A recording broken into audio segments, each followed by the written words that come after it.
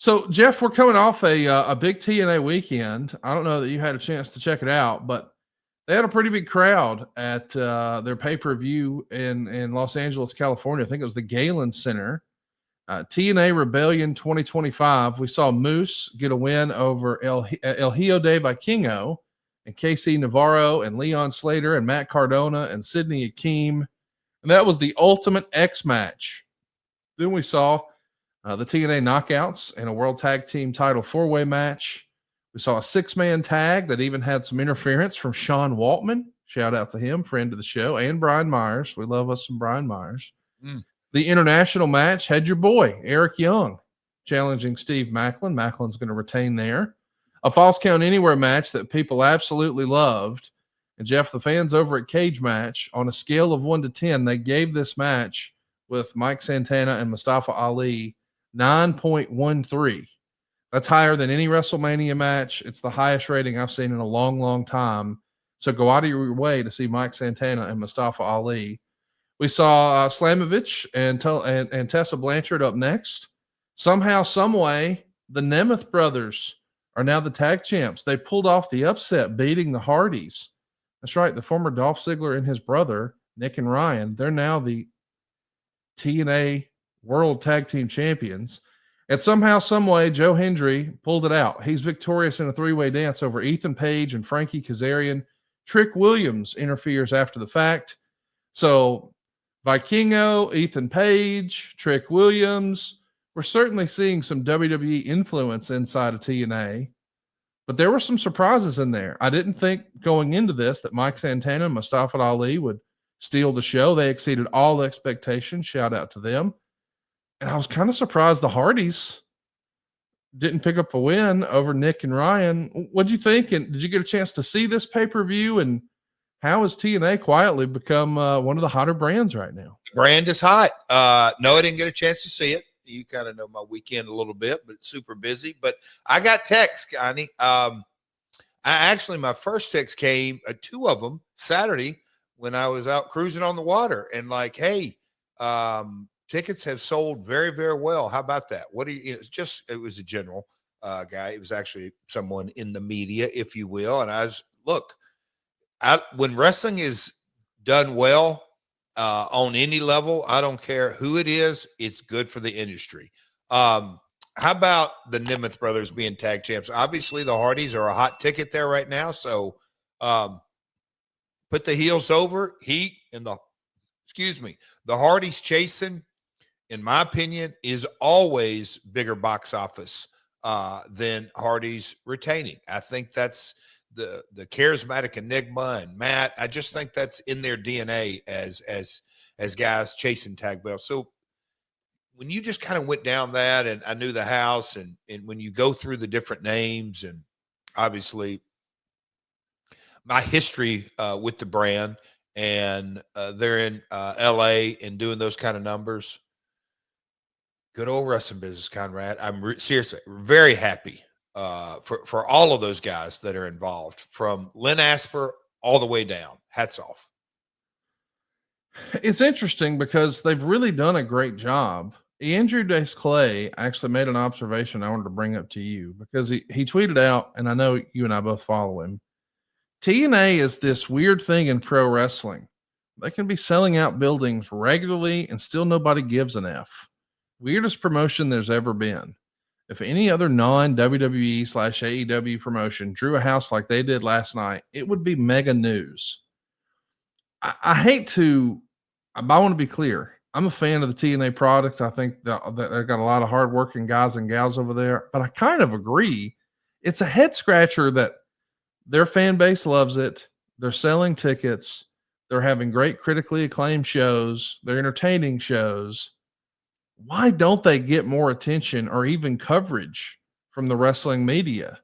Like it feels like there's a lot of WWE coverage and there's a lot of AEW coverage. And sometimes it feels like there's more New Japan coverage than there is even TNA coverage. I can't wrap my head around that. Why do you think that is in 2025, Jeff? In 2025? Well, I mean, when you go back, that's hard to even say. It started in 2002. So we're saying 23 years going. And I want to make sure I craft this in the right way. because times just change, Connie. I mean, we both have had, Jesus, not just on My World episodes, but offline, going back years.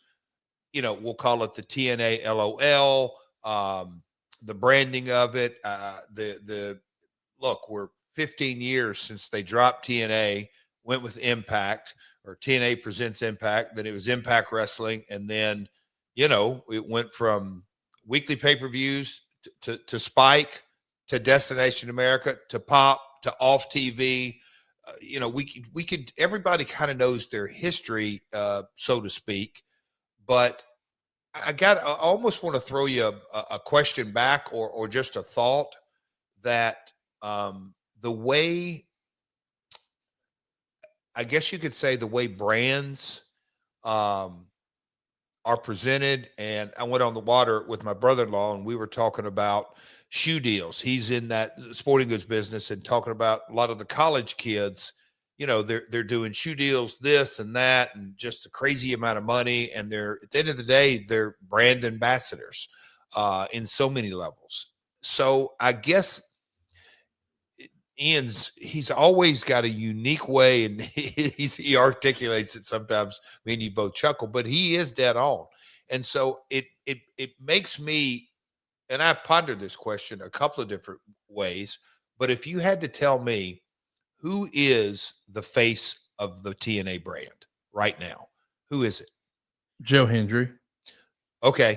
And how long has he been the face? No longer than a year, I'd say, maybe a year. Yeah, that's fair. Yeah. About a year. About a year. That is very, very hard, you know, because when you look at the face of WWE brand, or the face of UFC, you kind of look at the faces of the NBA. I'll get wider, that the faces of, in a lot of ways, Aaron Rodgers, in a wacky way, is still, he gets more headlines than just about anybody. Tom Brady retired. Now he's a commentator. I'm talking about the guys that really grab the attention in the headlines. LeBron, Luka in the NBA. You can go into hockey players. Obviously, in our business, you know, Triple H, Tony Khan, the faces of the brand. And then you go down to who is that world champion. But when you kind of look at the face of the brand of TNA, and I'm not talking about an on-screen commissioner. I'm talking about who is the people that. Who's your top draw? Who's your top guy? No, not top draw. Who do they know, like, and trust, to use your terms? Oh, yeah. Well, then I think that would be the Hardys. Okay, we're talking talent. Is there the Dana White? Who's the Dana White of TNA? Oh, I see what you're saying. Because and no disrespect, we've gone into detail, but the TNA brand, Jeff was the face of the brand. I got you. And then it was Hulk, but then it was kind of Hulk and Eric, but then it was Dixie, and then it was Billy Corgan. You mean the way Triple H puts himself on every WrestleMania to open the show? Like, I just saw him doing a little video where he showed Cody how to take a helmet off. It was riveting stuff. No, he did not. Yeah, man. You're going to get me tickled again. You're going to get me tickled again. Well, we'll talk about Triple H in a little while, but I think what's interesting to me is I never really considered that. But in ECW, we knew that we were pulling for Paul Heyman. In WCW, we knew we were pulling for Eric Bischoff. In WWF, we knew we were pulling for Vince McMahon. And we don't really know who that is. I mean, I would think it's Tommy Dreamer, but I don't really know that. They've not really said that. It's right? Lynn Asper. Lynn Asper got out the checkbook, period. I'm not arguing that, but I'm saying, you know, in the end, like, it wasn't Dana's money they were building with. You know, it was the Fertittas, but he was he's the guy running point. He's for lack of a better phrase, he was the GM. Yes. Yeah. So who is the GM? I get what you're saying, because listen, when Scott D'Amore left last year, my phone blew up with people who were wanting to know, hey, who's the boss? And even with some mutual friends of ours, were like, hey, can you get me in touch with who runs Impact? And I'm like, I don't really know. I mean, and look, but I don't know. Well, and that's where I'm saying it's fascinating. And again, we have talked multiple times. I'm so damn happy, not only that they're just in business, but they've kind of, they weathered another storm, if you will. And so there is a Teflon stickiness to the brand, no doubt. I mean, there is no doubt in my mind there. That goes a long way. They've been in business 23 years. That says a lot, period. But when you kind of get into that, the GM, that's probably said better, Yeah. and you don't have that, I think, okay, so why are they not back to Ian's post? Why is that uniqueness? And look, the old school TNA fans, oh shit, it'll never be as good when it was on Spike. And then you have another group of fans and another group of fans. And anyway, it's I love Ian. It's a good thought provoking deal. But I think when you look at the top stars as well, so we don't have a GM and top stars. Do you really associate the Hardys with TNA? I don't. Do you really associate? We could go through a couple there, and I guess you could say Joe, but you know, at the end of the day, and it's just kind of how U.S. fans are. Joe's not from America. So does that hurt him? I'm not going to say it hurts him, but again, going back to the face of the brand. Well, it's interesting because I think they've done a phenomenal job this year. Actually, last year too. Shout out for no particular reason to Raphael Morphe. I know he's been helping them once upon a time behind the scenes. You think Raphael might be one of the hotter free agents in the space right now? No doubt. I mean, why does nobody talk about that? Do you think? Well, like his name's not talked about on any of the wrestling media, and I don't understand that. Because at the end of the day, I truly think this. A wrestling fan, a wrestler, a journalist, the real nuts and bolts on how to make money in this business, people could care less. But I guarantee you, a guy like Jim Crockett Sr., Vince McMahon Sr., Jarrett, which we could go down a list of promoters that not only love Black Ink, it's how they operated. That Black Ink is the only thing that we're truly going to dial into. And if there's some red ink, if we got some losses here and there, I better have a plan on why that happened. I better have a solution on why it's not going to happen again. And just all that kind of stuff. And Raphael, I don't want to age him, but man, he's been in the business 20 plus years. Did it with WWE, did it with TNA, did it with AEW. It just feels like but in his DNA is like me and you talk, expectations, assumptions, projections. What is our goal here? Like, what are our priorities?